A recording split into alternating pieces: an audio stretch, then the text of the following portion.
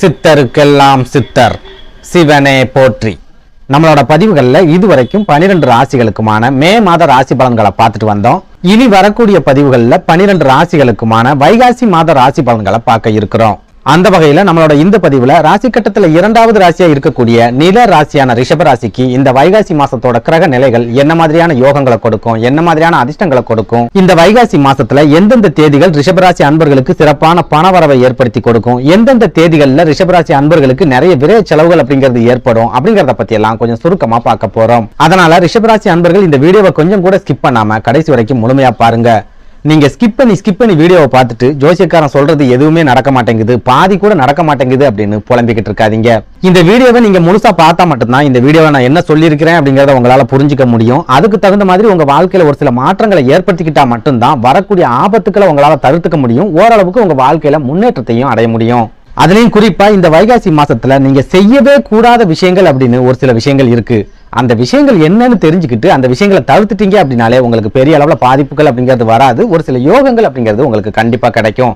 அதனால ரிஷபராசி அன்பர்கள் தயவு செஞ்சு இந்த வீடியோவை ஸ்கிப் பண்ணாம கடைசி வரைக்கும் முழுமையா பாருங்க.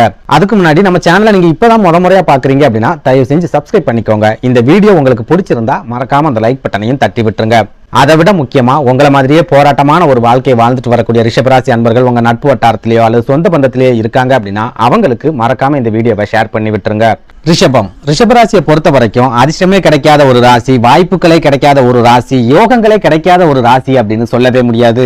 ஏன்னா இந்த ராசிக்கு நிறைய அதிர்ஷ்டங்கள் அப்படிங்கிறது கிடைக்கும், யோகங்கள் அப்படிங்கிறதும் கிடைக்கும், வாய்ப்புகள் அப்படிங்கிறதும் கண்டிப்பா கிடைக்கும். ஆனா கடைசி நேரத்துல ஏதாவது ஒரு நெருக்கடி ஏற்பட்டு கிடைக்கக்கூடிய அதிர்ஷ்டங்களும் யோகங்களும் கை நழுவி போயிடும். கிடைக்கக்கூடிய வாய்ப்புகளையும் இவங்களால முழுமையா பயன்படுத்திக்க முடியாத ஒரு சூழல் அப்படிங்கிறது கடைசி நேரத்துல ஏற்பட்டுரும். சுருக்கமா சொல்லணும் அப்படின்னா இவங்க அதிர்ஷ்டம் இல்லாதவங்க கிடையாது, அதிர்ஷ்டத்தை அனுபவிக்கக்கூடிய ராசி இல்லாதவங்க அப்படின்னு சொல்லலாம். குறிப்பிட்டு சொல்லணும் அப்படின்னா பெரும்பாலான ரிஷபராசிக்காரங்க ரொம்பவே அளவுக்கு அதிகமான இறக்க குணம் உள்ளவங்களா இருப்பாங்க. அப்படிங்கறதால இவங்களுக்கு கிடைக்கக்கூடிய வாய்ப்புகளை மத்தவங்களுக்கு விட்டு கொடுத்துட்டு நமக்கு வாய்ப்புகளே கிடைக்கல அப்படின்னு புலம்பிக்கிட்டு இருப்பாங்க.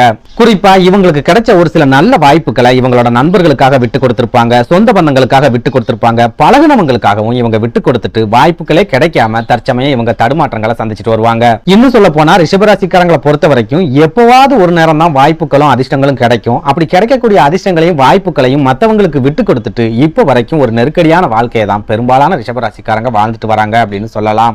அதுலயும் முக்கியமா கடந்த 7-8 வருஷங்களை எடுத்துக்கிட்டோம் அப்படின்னா ரிஷபராசிக்காரங்களோட வாழ்க்கையில ரொம்பவே நெருக்கடியான காலகட்டங்களா இருந்துட்டு வருது. ரொம்பவே அளவுக்கு அதிகமான வேதனைகளை சந்திச்சுட்டு வராங்க.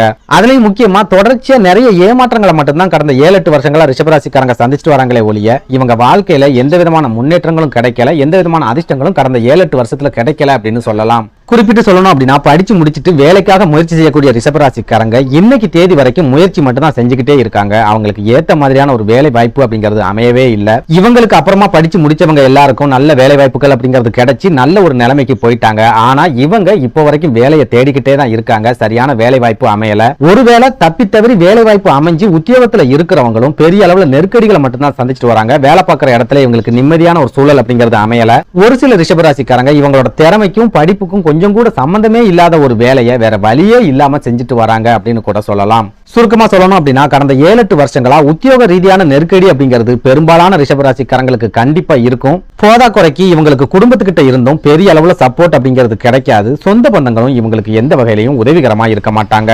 இதனால பெரும்பாலான ரிஷபராசிக்காரங்க கடந்த 7-8 வருஷங்களாகவே மனசளவுல ஒரு விரக்தியான வாழ்க்கையை தான் வாழ்ந்துட்டு வராங்க.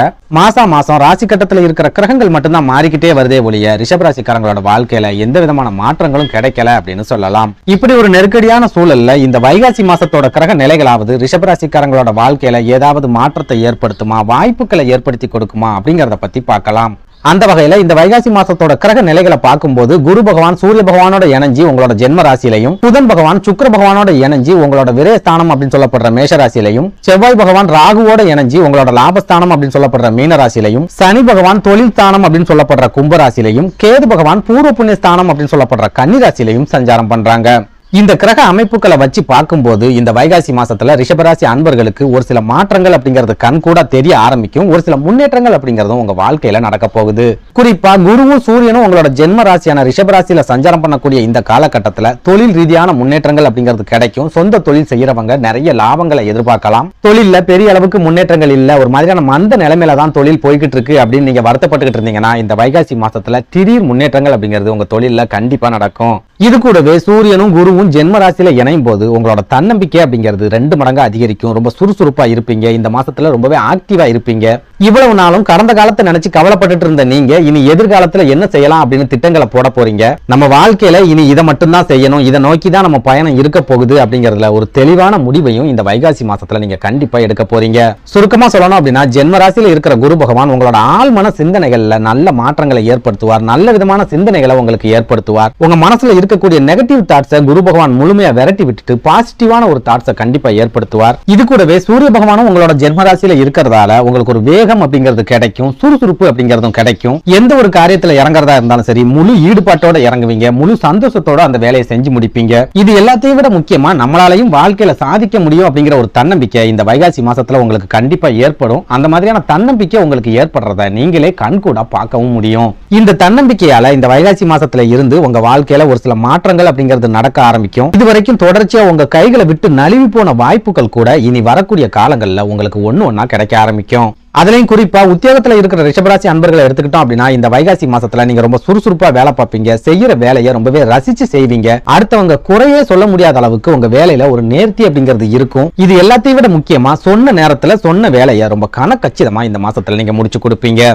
இதனால வேலை செய்யற இடத்துல உங்களோட மதிப்பும் மரியாதையும் இந்த வைகாசி மாசத்துல 2 மடங்கு அதிகரிக்கும். உங்க கூட வேலை பார்க்கறவங்க உங்களுக்கு ஒரு சில நெருக்கடிகளை ஏற்படுத்தினாலும் குடைச்சல்களை ஏற்படுத்தினாலும் உங்களோட மேல் அதிகாரி உங்களுக்கு ஆதரவா இருப்பாங்க. உங்களுக்கு அனுசரணையா ஒரு சில உதவிகளையும் செய்வாங்க.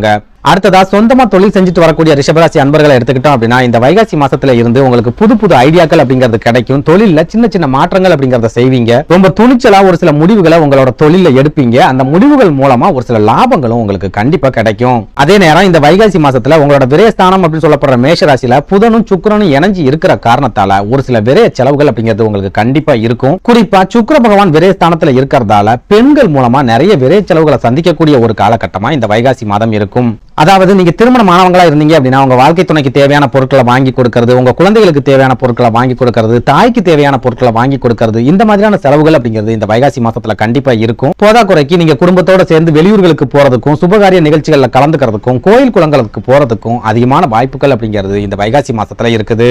அதாவது இந்த வைகாசி மாசத்துல உங்களோட பண வரவு அப்படிங்கிறது கடந்த காலங்களில் உங்களுக்கு எப்படி இருந்துச்சோ அதே மாதிரி தான் இருக்கும். திடீர் பண வரவு, திடீர் லாபங்கள் அப்படிங்கிறது உங்களுக்கு கிடைக்காது. அதே நேரம் திடீர் குடும்ப செலவுகள், திடீர் சுப செலவுகள், திடீர் சுபகாரிய செலவுகள் அப்படின்னு கண்டிப்பா ஒரு சில செலவுகள் உங்களுக்கு இந்த வைகாசி மாசத்துல இருக்கும்.